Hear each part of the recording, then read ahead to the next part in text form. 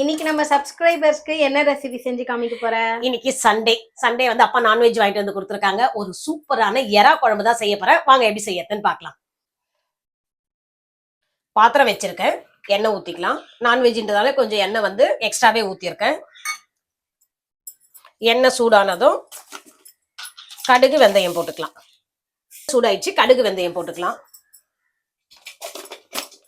கடுகு வெந்தயம் நல்லா பொரிஞ்ச பிறகு மீடியம் சைஸ் வெங்காயம் கட் பண்ணிருக்கேன். கருவேப்பிலை ஒரு கொத்து வச்சிருக்கேன், போட்டுக்கலாம்.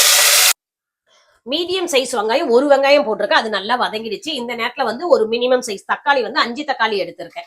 ஏன்னா எறா குழம்புக்கு வந்து பாத்தீங்கன்னா புளி நம்ம கம்மியா தான் ஊத்தணும், புளிப்புக்கு வந்து தக்காளி தான் ஆட் பண்ணணும். அதனால 5 தக்காளி போட்டிருக்கேன். நம்ம 4 பேரு சாப்பிட்றதுக்கான மெஷர்மெண்ட் தான் உங்களுக்கு சொல்லி தரேன். எக்ஸ்ட்ராவே கொஞ்சம் இருக்கும் குழம்பு, மறுநாளும் யூஸ் பண்ணிக்கலாம் வேணும்னா. இப்ப எல்லாமே வதங்கிறதுக்கு கொஞ்சம் உப்பு போட்டுக்கலாம். உப்பு இது வதங்கிறதுக்கு தான் போடுறேன், அதுக்கப்புறம் பார்த்துட்டு டேஸ்ட்டுக்கு இன்னும் ஆட் பண்ணிக்கணும். தக்காளி நல்லா வதங்கணும். இப்ப பாத்தீங்கன்னா எறா குழம்பு நான் காய் போட்டு தான் செய்ய போறேன். ஒரு பெரிய முருங்கைக்கால ஒரு பாதி முருங்கைக்காய் எடுத்திருக்கேன். பாத்தீங்கன்னா எத்தனை பீஸ் வந்திருக்கு, ஒரு 7 பீஸ் வந்திருக்கு. ஒரு சின்ன உருளைக்கிழங்கு எடுத்திருக்கேன், 4 வந்து கத்திரிக்காய் எடுத்திருக்கேன். இந்த காய் போட்டு நீங்க செய்ய போறேன். இந்த மாதிரி போட்டு செய்ய சொல்ல வந்து பாத்தீங்கன்னா எறா குழம்பு ரொம்பவே டேஸ்ட் நல்லா இருக்கும். இந்த காயெல்லாம் அப்படியே சாப்பிட சொல்ல வந்து பாத்தீங்கன்னா அப்படி இருக்கும். குழம்பு தானே பழைய சாதம் கூட வச்சு சாப்பிடுவேன். பழைய சாதத்து கூட மீன் குழம்பு, கருவாட்டு குழம்பு, கார குழம்பு, எல்லா எறா குழம்பு, எல்லா குழம்பும் சூப்பரா இருக்கும். குழம்பு வகை அத்தனையுமே சூப்பரா இருக்கும். அது அல்டிமேட் வந்து இந்த எறா குழம்பு இந்த காய் வச்சு சாப்பிட சொல்ல ரொம்ப நல்லா இருக்கும்.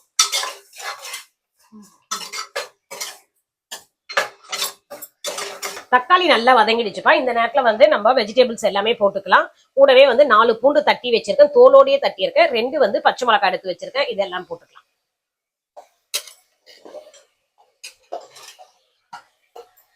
கத்திரிக்காவே ஒரு இதுவா 4ஆ கட் பண்ணி போட்டுக்கலாம்.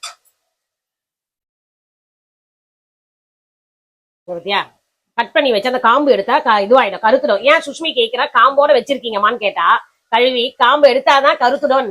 அவ கேட்கல, எடுத்துடுங்கன்னா. கத்திரிக்காவும் போட்டுக்கலாம், கட் பண்ணி வச்சிருக்கேன். எல்லாமே காயெல்லாம் நல்லா வதங்கணும்.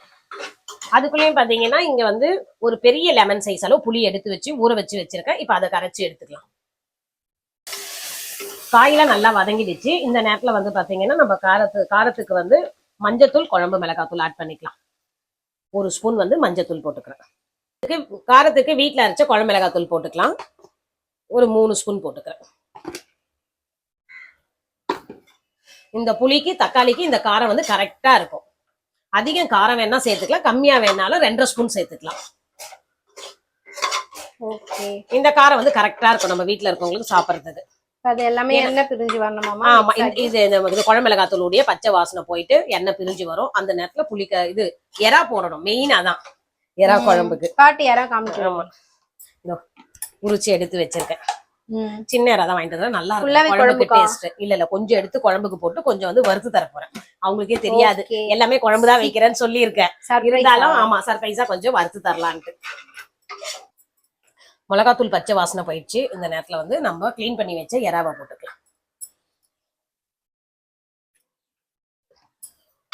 எறாவையும் போட்டு ஒரு கலரிட்டு இந்த புளி கரைச்சி வச்சிருக்கேன். இந்த புளி கரைச்சி எடுத்து ஊட்ட வேண்டியதுதான்.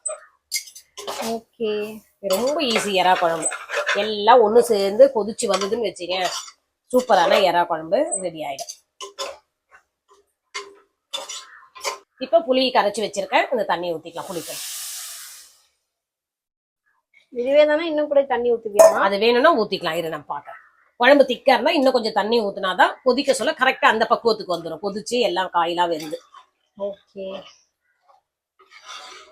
இப்போ உப்பு கொஞ்சம் ஆட் பண்ணியிருக்கேன்ப்பா. பார்த்துட்டு காரம் கரெக்டா இருக்கு, உப்பு தான் கம்மியா இருந்தது. குழம்பு திக்கா இருந்தாலும் கொஞ்சம் தண்ணியும் ஊத்திக்கிறேன்.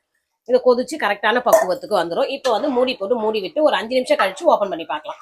ஓகே, நல்லா கொதிக்கணும்.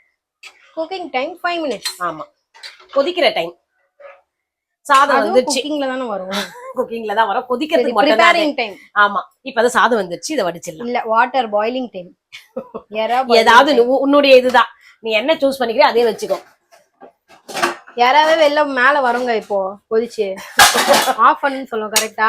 ஆமா, எறா குழம்பு நல்லா கொதிச்சு கொத்தமல்லி எல்லாம் போட்டு மூடி வச்சிருக்கேன். அப்படி மூடி வச்சாதான் அந்த எண்ணெய் எல்லாம் பிரிஞ்சு சூப்பரா வரும். பாத்தீங்களா எறா குழம்பு எப்படி அட்டகாசமா ரெடியா இருக்கு.